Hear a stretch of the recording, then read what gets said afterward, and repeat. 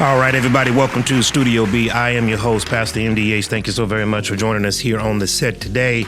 Remember, wherever you're watching us from, Facebook, Instagram, YouTube, make sure you like, follow, subscribe, and comment on the set of Studio B. Today, I'm just going to jump right into it, man, because I got a lot of stuff. And let me just give you a pre-qualification, a warning, if it may be. This is to YouTube, this is to Facebook, this is to Instagram, because I know you got the trolls that are trolling the internet, looking for buzzwords and keywords and algorithms that you have put in place in order to censor free speech. Let me just say that everything that I'm speaking today is found within a book and found in the book. That can be easily verified by anybody that is watching. There is no hate speech, but I will speak very candidly from the deepest confines of my heart, and I will speak on it in a very balanced way. But today I want to talk about something, man, that I know is going to make a lot of people upset. But, you know, the Bible says that we are the salt and the light of the world. We are the salt and the light of the world. Salt preserves and light exposes. That's what God has called the church. That's what God has called people who possess the Holy Spirit. I am one of those such people that have the Holy Spirit on the inside of me. And therefore, I fear no man except for God himself, because I will only stand before God on that great getting up day to give an account for my life that has been lived on earth. I'm going to say something here that I have been saying here for a number of years. Within the last 2 collective years here at the set of Studio B, but I've been saying this for a long time. And let's just go ahead and jump into the 10 feet. We're not going to go into the 3 feet and work our way up to the deep end. We're going to jump right in. I'm going to show you why this LGBTQRS stuff is an absolute farce. LGBT is not about equality. It is not about people having the right to do what they want to do. It is an agenda. It is an agenda, and it is a very specific agenda. And I'm going to say this, it is the most powerful agenda that we have seen in our generation.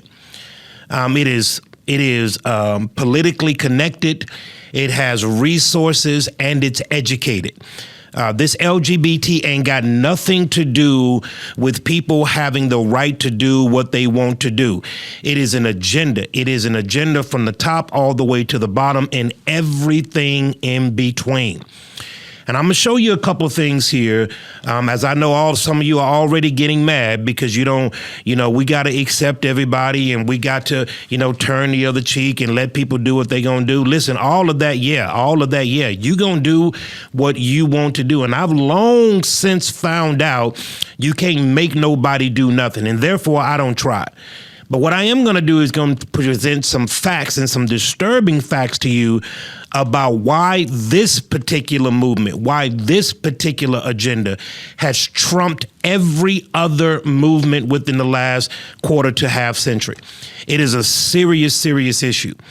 And I'm going to show you how they are coming into households and how they are making this, which is an outlier of society, trying to make it mainstream. The LGBT.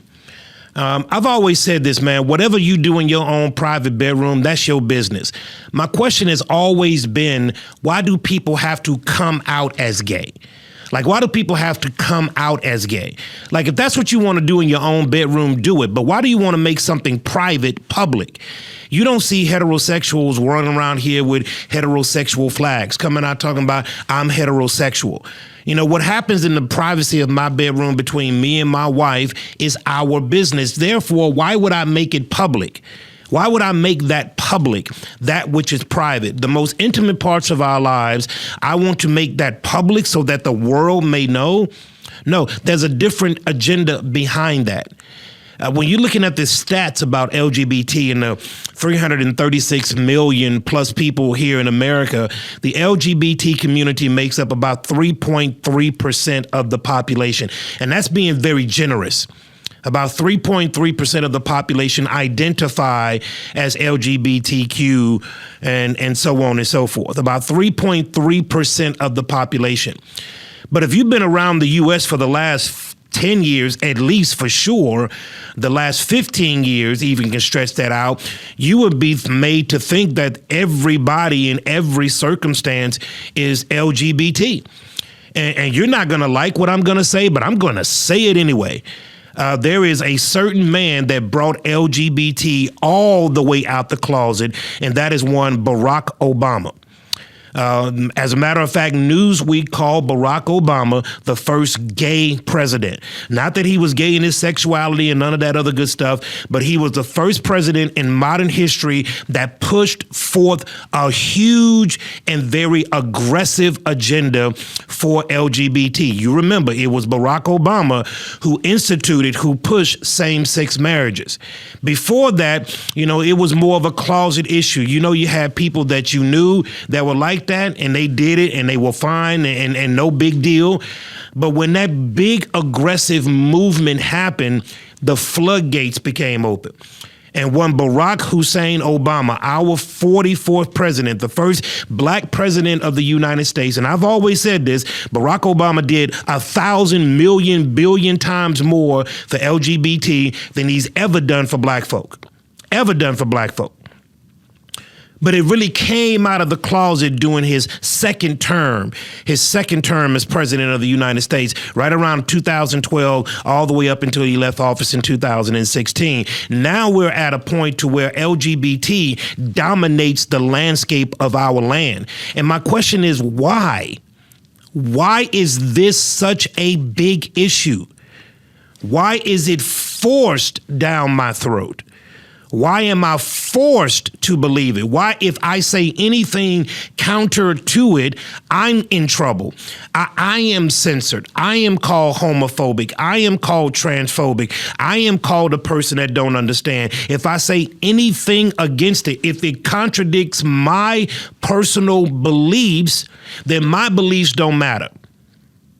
I'm always the bad guy, and anybody that says anything counterintuitive to this particular agenda will always be called phobic to some degree. But I want to know why. Why do we dedicate an entire month to it? Why is Disney, which is a child-friendly company, why are they being overly aggressive to make sure that 45% of all of their content has LGBT representation?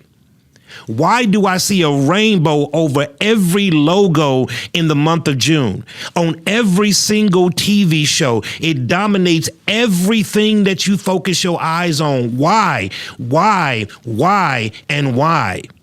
Why is this the major issue of 2022? And when I told you that Black Lives Matter was simply a pseudo organization that was pushing an LGBT agenda, but it just took the moniker of Black Lives Matter, and now here we are 2.5+ years later, and everybody's beginning to see it.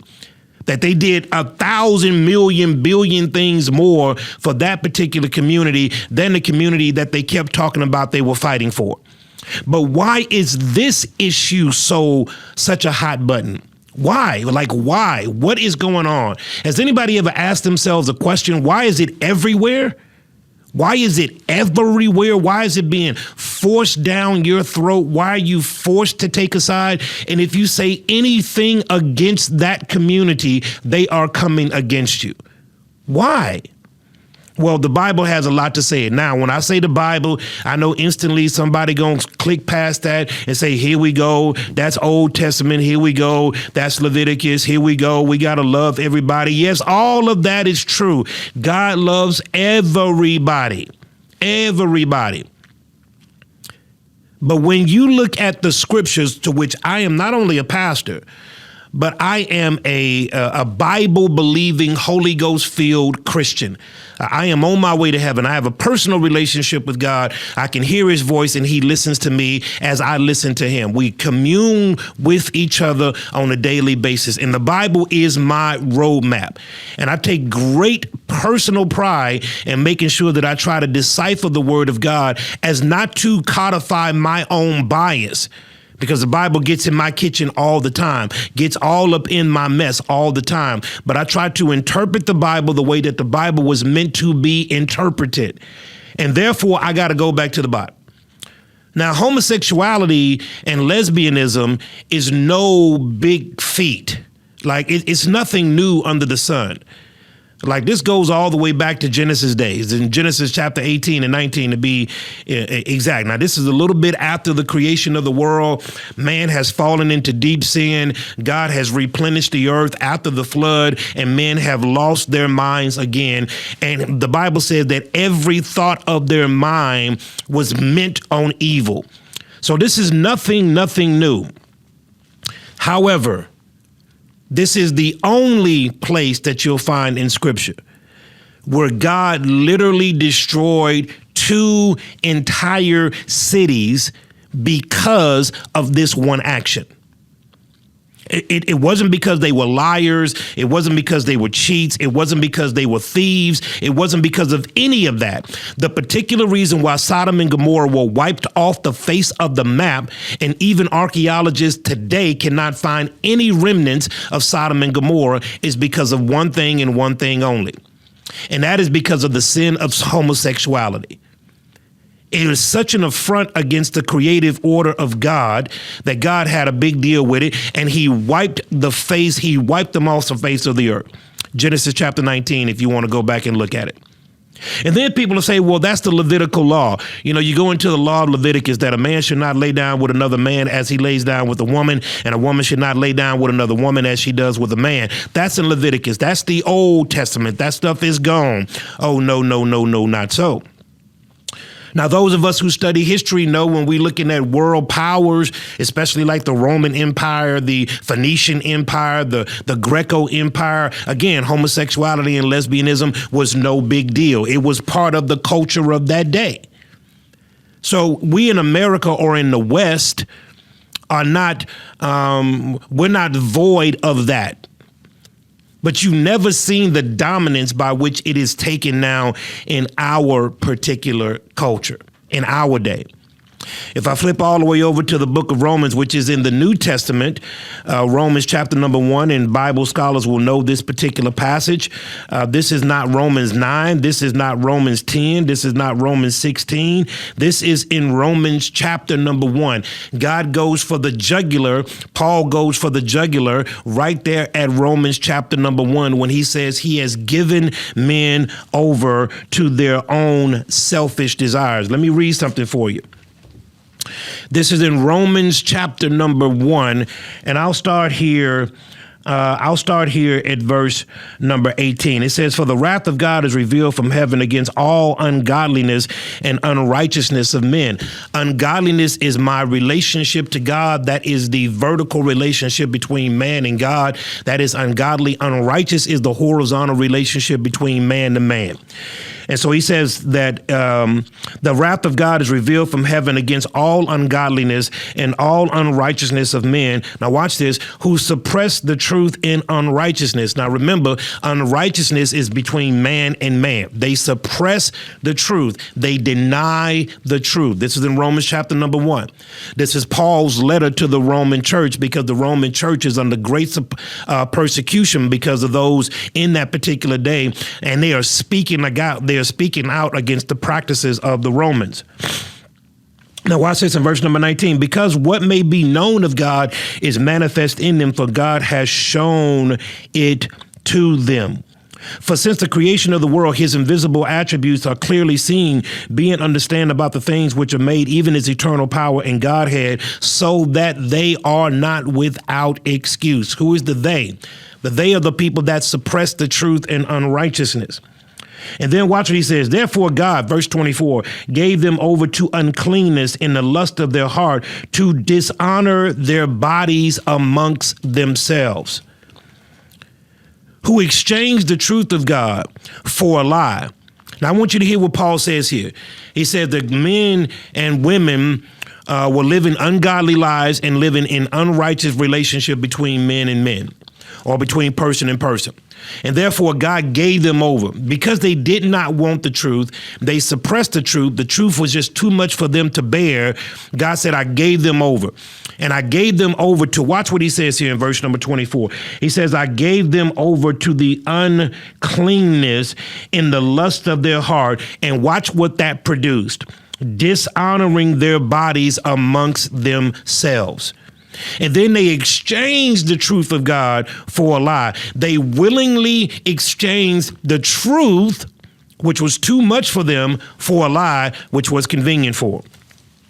And then he says this: for this reason, God gave them over to vile passions, for even their women exchanged natural use for what was against nature. Likewise, the men, leaving the natural use of the woman, burned in their lust with one another, men with men committing what is shameful and receiving in themselves the penalty of their error.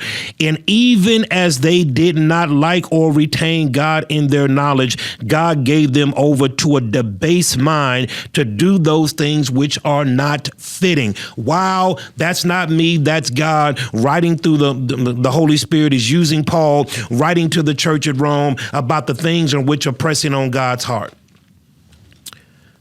Now, I want to show you something. This is what the Bible says. When I'm telling you that this is an agenda, and I know hopefully if you turned off, you back on. Maybe you had to take you a little breather because this is when we're in the 10 feet water right now. And we're only 10 minutes in. But this stuff is an agenda, and it is an agenda from the depths of hell. Yes, I said it. Yes, I said it. This particular agenda is not for old people. This particular agenda is making its way down to the youngest of our generation. Because, see, what we don't understand is, those who are not spiritual, those who can't see the writing on the wall, those who walk around in their natural sense, and that's how they operate. They operate by what they can see, they can touch, they can feel, they can smell. That's how they operate. They operate with those five senses. They are very sensual people, meaning that they're feeling oriented. So whatever their feelings tell them, that's what they're going to do. They rely heavily on their feelings. So if I feel a certain way, then that's got to be true. If I feel a certain way, then that's what I got to do. That's what they do. They're very sensual people. But I need you to understand something. Gender is a fact. Identity is how you feel. Sexuality is your desire. The only of those three that's a fact is the gender. Gender is a fact.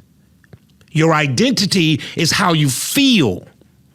Your sexuality is what you desire. Your identity and your sexuality fluctuate. Always remember, sex is a choice. Just like somebody sleeps with a person, they have the choice to sleep with somebody else. Nobody's forced to sleep with anybody or engage in sexual activity with anybody.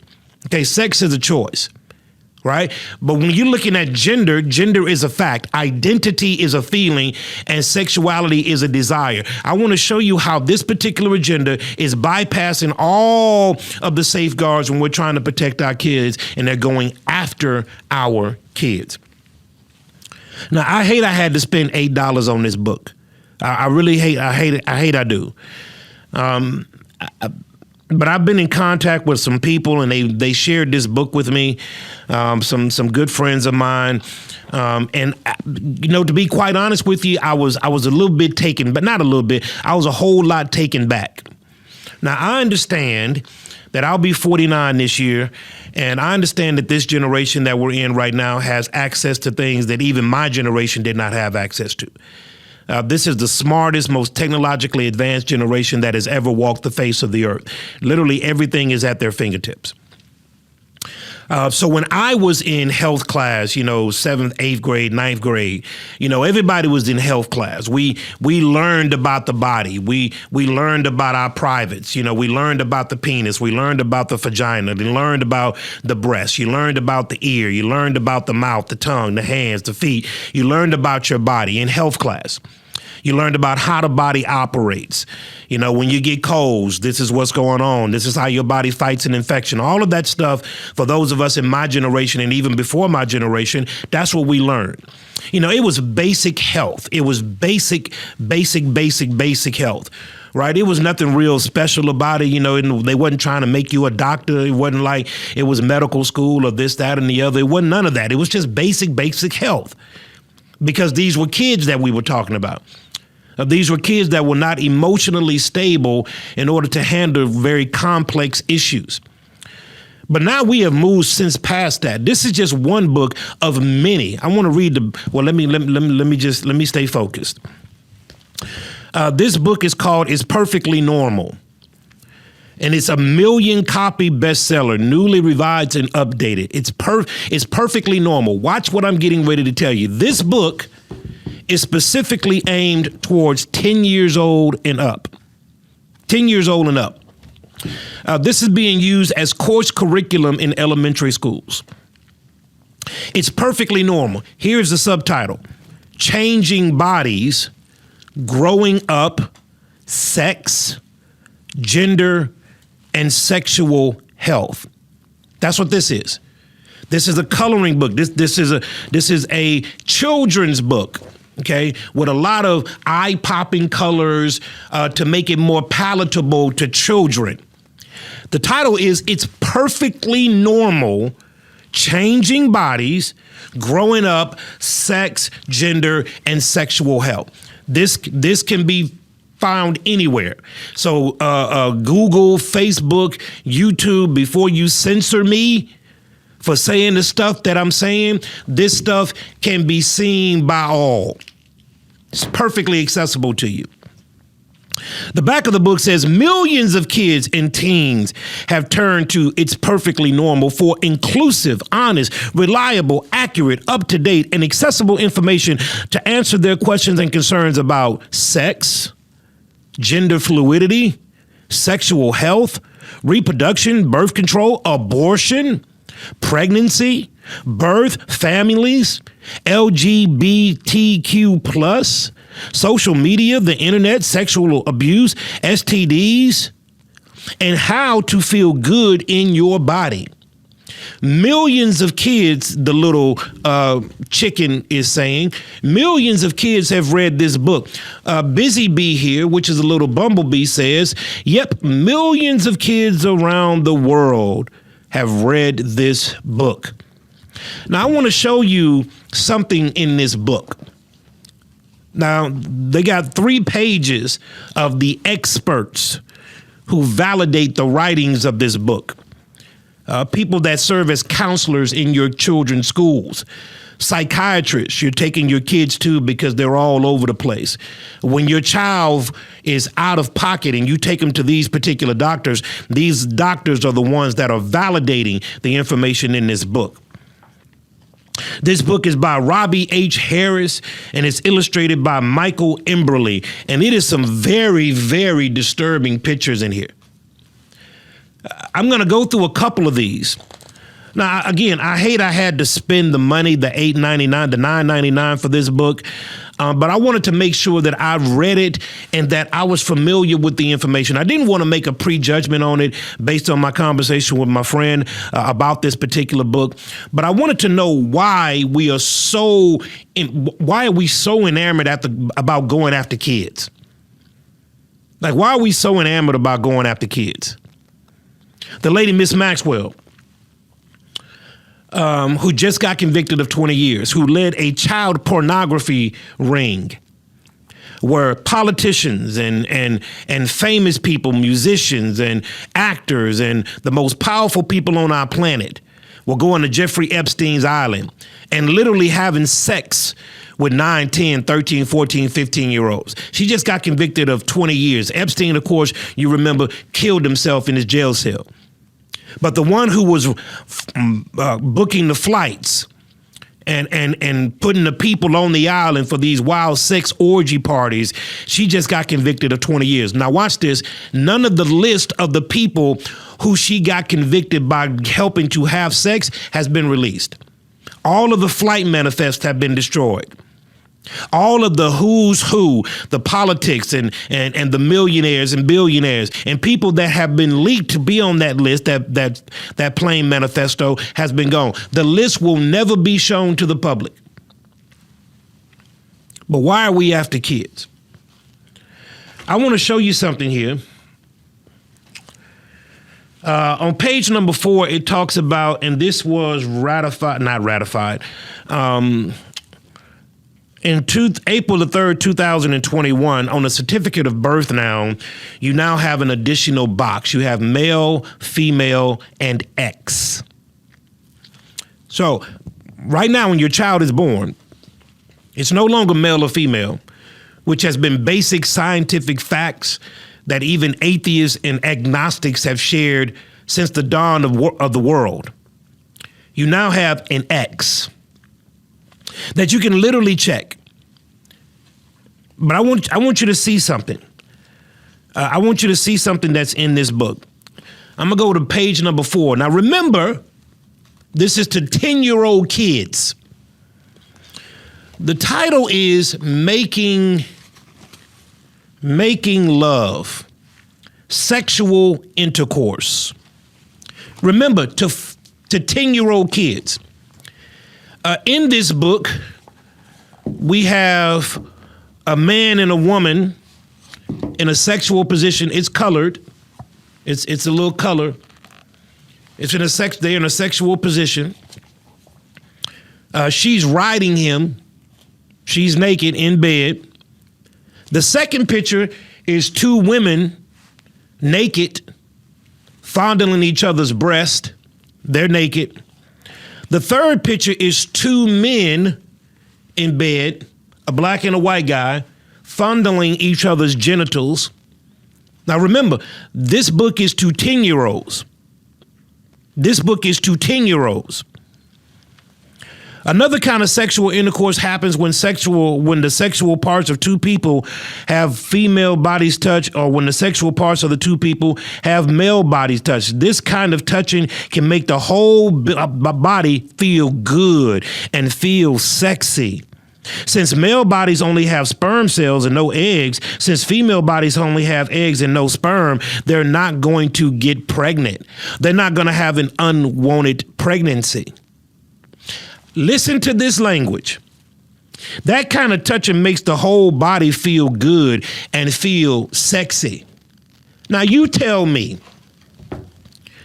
which one of you at home, which one of you parents at home, grandparents at home, got your 10-year-old child, your 10-year-old grandchild sitting around your table talking about sex makes them feel good and sexy? I want you to get in that comment box if that's you. Page number 5. Oh no, let me go over here back to chapter number 4. Every person, no matter what their gender, how young or how old, has the right to this kind of touching. Yeah, that's in the book. That's in the book in section number 4. On section number 5, it says, who are we? Straight, lesbian, gay, bisexual, transgender, queer, questioning, or plus? That's right here. Okay? It's in the book. Now I want you to see this. In chapter number 5, they tell you about the sexuality of people. I would written now again. I know that I'm in a different generation. Okay, I'm not an old head, but I realize I'm in a different generation. I really do. I really, really do understand that. When I was 10 years old, I was out playing basketball. I was outside riding my bike. I was doing a lot of stuff. I was enjoying life as a 10-year-old kid. Like all of the stuff that adults had to worry about, I didn't worry about that at 10 years old. At 10 years old, I had literally no care in the world. It was about cool cups, and it was about going outside. It was about, coming in and your mama telling you smell like outside. It was that kind of life for me. Riding your bike and playing with your friends and stuff like that. That was a 10-year-old life for me. Never, ever did my mom at 10 years old sit me down and start talking about intercourse and sex. You know, the kind of cartoons that I used to watch, He-Man, Speed Racer, Transformers, when it was real Transformers. And, Saturday morning was that day where you got up early, got you a bowl of cereal, and you just binge watch all those great cartoons, G.I. Joe, and just living your life, man. It was just a wonderful, wonderful life. Like you got your bowl of cereal, you woke up at 7 o'clock in the morning, and you knew that on Saturday, that's when you watch cartoons. Saturday was the cartoon day. And I mean, it was some good cartoons too. Like you can sit there and watch them all day. But never did those cartoons have any type of sexual innuendos to it. Never did those cartoons try to sway you to one way or another. Never, never, never. I mean, I grew up in a time of, a different world where, when I was in middle school and I would see a different world, these were college kids at Hillman University that were going to school and getting their education and getting their degrees so that they can go out there and make a mark in the world. I mean, the kind of stuff that I grew up on was not the stuff that was constantly in your face every time you turn on the TV. Buzz Lightyear from the Toy Story. Buzz Lightyear has a 2-minute lesbian scene in it where two women are kissing in a cartoon with Buzz Lightyear. Never in a million. Why? Can somebody just help me? I'm going to look at this camera. Why? Why are they going after 10-year-olds? Why are they going after the kids? Why? Why? Why is that so important? I'm going to get to that in a second. It's a rhetorical question, but it's not a rhetorical question. So here we are, said that the gay relationship between two females is called the lesbian relationship. Now, you guys have heard this before. This is nothing new. The word lesbian began to be used in the late 19th century. There's nothing new under the sun. It refers to a time about 600 BCE when the greatest female poet, Sappho, lived in the Greek island of Lesbos. And Lesbos wrote about her friendship and love between women. That's where we get the term lesbian. And we get a whole lot of stuff from the Greeks that I wish we could throw back to the Greeks. Now, watch this. We talk about now, many people use the term LGBTQ plus. These initials stand for L being lesbian, G being for gay, B for being bisexual, T for being transgender, Q for being queer or questioning, and plus are referring to the ways of people who are lesbian, gay, bisexual, transgender, and those who refer to themselves as queer or questioning. I got to give you all the breakdown on this stuff because this is in the book for 10-year-olds. Cisgender is a word that has to do with gender. Cis is the Latin word phrase on the same side. Cisgender person is someone who feels. Is someone who feels or knows that their gender was assigned to them at birth, female or male, which is still in their gender. They feel a certain way.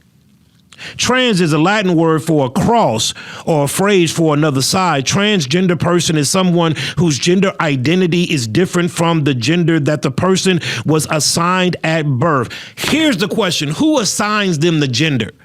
Is it the doctor? Is it the mother? Is it the father? Which one of them have the control or the creative capacity to make a baby?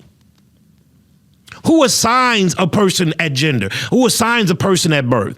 This is the kind of language that is being thrown around, that I get assigned this particular gender at birth. By who? Who has that kind of power to assign you a gender? The only person that can assign a gender is the person that made the gender. Now, whether you agree or don't agree, whether you don't like God or love God, God is the only one that can create life. And God has made you male or female, period, point blank. There's only two genders. Only two. You're being assigned a gender, like you are assigned a name. Your mom and your daddy get to pick the name. Your mom and daddy get to pick the name that you want for the girl or for the boy.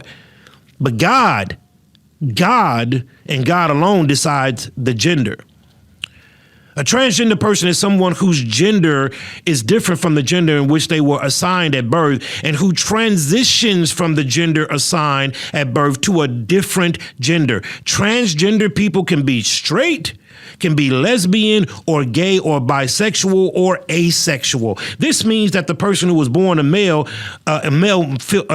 with a male body, watch this, but feels and knows that she is a female and may be asked to be called a girl. Again, this is a sensual generation because you feel like it. And your emotions tell you. You have no filter by which to gauge what you feel. You don't have a lens by which you measure that truth of being right or wrong. Listen, I feel like a millionaire. I'm not. I feel like I'm a 6.6 NBA shooting guard, but I'm not. Regardless of how I feel, if my feelings contradict facts, then guess what? I got to lean to the facts. I remember specifically when I was talking about when we was 10 years old, when I was 11 years old, I put a bed sheet around my neck, and we lived on the second floor of the building off of Sophomore and McGregor in 3rd Ward. And I put a sheet around my neck and literally jumped off of the 2nd story balcony because I felt like I was Superman and I felt like I could fly. Do you know that I hit the ground, broke my right arm, and cracked 2 of my ribs at 11 years old? Now, everything in me said, if I just put this cape around my neck, my mother is a witness to it. If I just put this cape around my neck, because I just got through watching Superman, talking about those Saturday morning cartoons, and I felt like, man, Superman was my man. This guy could fly. He was faster than a speeding bullet. Nothing could stop Superman except kryptonite. But you know what my kryptonite was? Gravity. The ground was my kryptonite. Because even though I felt like I could fly, the facts of the matter said that I could not. And the facts won. The facts won to the tune of a broken arm and 2 broken ribs. Makes no difference how I feel. Makes no difference how strongly I feel it. If there is a fact that contradicts my feeling and that fact is immutable and that fact does not move and that fact is always going to be a fact, I can no longer trust my feelings when they run head on to facts. But now we're in a time to where we're telling people to ignore facts. And it's strange that the same people who use the scientific argument against the word of God, that the Bible ain't scientific, the Bible don't prove this, the Bible don't prove that, the same people that are talking about that in regards to contradicting the word are now the very same people that are telling people to disregard facts, like scientific facts. On page 16, there's a picture of the all-gender restroom. It makes no difference for a male and a female restroom, man. That's all semantics. If you are a male and you feel like a woman, go into the female's bathroom. If you are a woman and you feel like a man, go into the male bathroom. It's an all-gender restroom. And our United States government thinks this is such a big deal that they got to sign executive orders about all gender restrooms and taking male and female off of restrooms in public schools. That's how big of a deal they think this is. Gas is $5,000 a gallon. Food cost is out the roof. People can barely put food on the table, barely keep their bills paid. But this is something that we think we need to push to an executive order, which is crazy. Our bodies, they go through all of the our bodies things. Hold on, I'm finna give one more thing to you. Let's go to, and it's some very, very disturbing pictures in here. It's some very, very disturbing pictures, in colored pictures in this particular book. That if any parent saw this, you would be quite disturbed that this is in elementary schools being taught to your child. But I want to show you something here, and then I'm gonna get this out because I know you guys are mad at me now because there's people out there that ain't got enough courage to say what needs to be said. On chapter number 15, this is again marketed to 10 10-year-olds. 10-year-olds. It says it's perfectly normal, masturbation. The picture is of a little girl laying in bed, fondling her vagina. And there's a picture here of a little kid, a guy, on the bed masturbating to 10-year-olds. It's perfectly normal. That's the title of the book. Title of the book is It's Perfectly Normal. If you see this little black part right here, I wrote right here, Lord help us. This is what's being sold to our kids. This is what's being marketed to our kids. This LGBT, this LGBTQ plus stuff is from the pits of hell. Now, listen, you're going to do what you want. And I know many of you don't like me saying that because, your back is loose. Your spine moves back and forth. People going to do what they going to do. People going to do what they're going to do. People are going to do what they are going to do. I don't have a problem with adults doing what they going to do. Let them do what they going to do. Let them do what they going to do. Let them do what they going to do. Okay? But when you start going after kids, and this is the thing that I just have a hard time understanding, even within the last 3 weeks with the decision to overturn Roe v. Wade. Like, why are people standing on rooftops yelling for abortion when abortion kills babies? Why do we want to kill babies? Like, why? Why do we want to kill babies? Always remember this. Always remember this, people. A baby is not a choice. A baby is a result. The choice is to have the unreckless sex or the reckless sex that produces the baby. The sex is the choice. The baby is the result. Why are we so enamored about ripping babies out of the wombs of their mothers and saying it's my body, it's my choice? But scientifically, it takes 2 people to create a baby. It takes 2 people. I have a friend, God bless him. God bless him, who begged his girlfriend not to have an abortion, who begged her through tears, through heartache, and through pain, that if you don't want it, just give the baby to me. I will take it. But even though it took 2 people to make the baby, only one person had a decision on whether or not it lived. And so to those who don't know, and to those who just read the headlines and say, oh, my gosh, all the Supreme Court decision was, all the SCOTUS decision was taking the issue of abortion and said that the federal government is out of the business of abortion. Abortion is not a constitutional right. It simply put abortion down to the state level to be decided on by state representation, which is where it should have always been. Norma McCovey, which is the infamous Roe. Norma McCovey, who lives in Katy, or used to live in Katy, Texas, before she passed away some years ago. Norma McCovey, who was the poster child for abortion, never had the abortion that she was the plaintiff in. She never got the abortion. She never got it.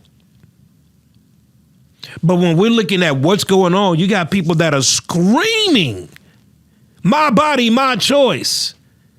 My body, my choice. My body, my choice. But you don't want to take responsibility for your choices. You don't want to take responsibilities for the actions that led you to that particular place. And don't give me all this foolishness about what about the rape and the incest. My heart bleeds for those women who have been in the absolute despicable place of having a family member commit incest to them, a father, an uncle, or whoever it may be. Or those who have been in the unspeakable circumstance of rape or forced servitude. My heart bleeds for those people as we have counseled them up on end. My heart bleeds for them. But America performs 1.8 million abortions every single year. The outlier to those 1.8 million abortions is less than 1% of those 1.8 million abortions have anything to do with rape and or incest. So stop going all the way to the edge and saying, well, this is the reason why we need to do it. I mean, what about our kids, y'all? I mean, do we not care? Like, you 30, 40, 50, 60, 70, 80, you've lived your life. And it's funny how those who want to take the lives of kids and those who fight so hard against them, all of them have in common, pro-life and pro-choice. Everybody on both sides have one thing in common. They've all been born. But the born is always trying to say why the unborn shouldn't be born. Why are we going after kids? Now, let me answer that for you in these last 5 or 10 minutes. We're going after kids in the same way that Herod went after Jesus. Herod found out that there was going to be a king born. And he sent all of his people out. Now watch this. As evil as Herod was, he took every boy under the age of 2 and had him killed. Because he was searching for the king of the Jews, searching for Jesus, somebody that was going to be a threat to his throne or a perceived threat to his throne. Now, he was indeed a threat to his throne, but not in the way in which Herod thought he was. He wasn't coming to take over his kingdom and sit on the throne of Rome. But he was very, very paranoid about this male child and what this male child would eventually grow up to be. So what he decided to do was get him when he was young. Get him when he was young.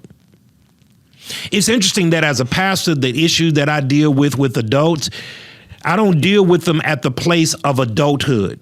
A lot of the problems that adults that are facing right now in their 30s, 40s, 50s, 60s, and 70s, these issues that have manifested themselves later on in their lives happened when they were children. I want you to hear that. They're living out the pain of their childhood because something happened to them as a child. Like, imagine talking to a 40, 50, 60-year-old man who was never told that he was loved by his mother. And now he's 40, 50, and 60 years old, and he walks around with a subconscious belief that nobody loves him. At 40, 50, and 60. Because of something that he didn't get during his childhood. The stuff that we are doing as adults are simply a reflection of what happened to us as children, because we carry the pain from childhood all the way into our adult years. It's a very difficult issue sitting down with somebody and getting them to backtrack to their lives to get to the genesis of their pain and their hurt. But I just want to know with this, why is this being pushed? Why is this being pushed?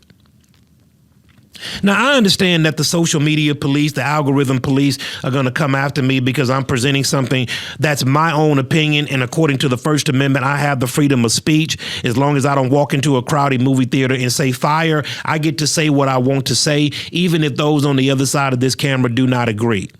I'm protected by First Amendment rights, not privileges, rights. But because we're living in a time right now to where your rights, my rights don't matter, and the entire world in which we're living in right now is being turned topsy-turvy, and a whole new abnormal is now becoming normal, there are going to be people that come after me on this. But I want to share this with you, and I'm going to end. The Bible says it would be better for you to tie a millstone around your neck and to be cast into the depths of the sea than to harm one of these little ones. It would be better. This is in red. This is coming from the mouth of Christ. It would be better for you to tie a millstone around your neck. Now, a millstone is what the ox used to use to tread the grain. It was a big, large, heavy stone that they would put around their neck and connect another ox to them so that they would go evenly as they treaded the grain. It was a big, huge cement type of material. So here's what he said. He said it would be better for you to tie a millstone around your neck, you to do that, than for you to harm one of these little ones. The little ones in there is a dualistic meaning. It means little ones meaning children, and then baby Christians, those who are new to the faith. It would be better for you to tie a millstone around your neck and to be cast into the depths of the sea, the lowest parts of the sea. Now, he's standing on the Sea of Galilee, which at that time was about 250 feet deep. So tie a large rock around your neck and throw yourself into 250 deep water if you were to harm one of these little ones. God is serious about our little ones. And if you are an adult and your life is done, you're old and crusty, you've lived your life, why don't you want to see kids be the best that they could be? Uninhibited by the pain and hurt of adults who are transponding their pain onto these little kids. Why are we not fighting for our kids to be kids? Because as an adult, life is going to give you enough problems as it is. This. As an adult, you got to deal with issues. That day's coming. So why not allow kids to be kids? And if a kid gets to the place in his or her life where they want to make that decision, fine, be it. So be it. Fine. God has all given us the free will of volition. We can do what he wants, what we want to do. He loves us too much to force himself on us. But why not allow the child to be a child? Why are we forcing something down their throats? And children are gullible. They're not mentally able. They're not emotionally stable to handle very complex issues. So what we tell them is what they believe, and what they believe is what they do. But it all starts from what we tell them. Why are we going after kids? Why? Disney, why? Why are you making homosexual characters? You didn't make it when I was a child. He-Man wasn't a homosexual. G.I. Joe wasn't a homosexual. But why is it inundating every single part of our culture? Because the aim is to get the child. If I can get him when he's young, he'll be loyal to me when he's old. So everybody, on next week, if they don't take it down, we gonna go again. I'm gonna share with you some more disturbing stuff that I think you need to hear. And I'm basically telling this to people who, first of all, who love the word of God. I believe Christians are called out to stand up against darkness. And I do believe that this is darkness. I do believe that this is darkness. So I'm going to stand up against it. And I'm going to stand for children. I'm going to stand for children. I'm around children every day, all day. I love children. Okay. I never get mad at the child until I look at the adult. Because children simply duplicate what they are around. They mimic actions and speech. Why kids? Instead of praying on our kids, can we pray for them? Instead of preying on our kids, can we praying for our kids? Can we pray for them, not pray on them? Can you leave kids alone?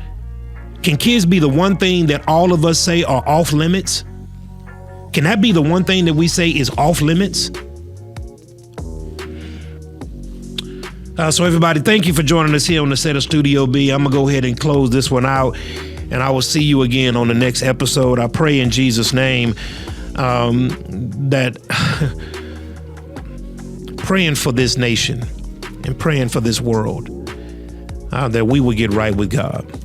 Remember, like, follow, subscribe, comment, get all in the comments. I can take it, the good, the bad, the show enough ugly. I can take the good comments and the bad comments, put them all in there. We can handle it. We can do it. God is faithful. You're more than a conqueror in Christ Jesus, so we can handle the heat. But everybody just know that everything that I say is from a place of purity, and that ultimately I want to see you do well in life. And I believe that by doing well means to follow what God has told us within his word. So remember, be empowered, be informed, Studio B.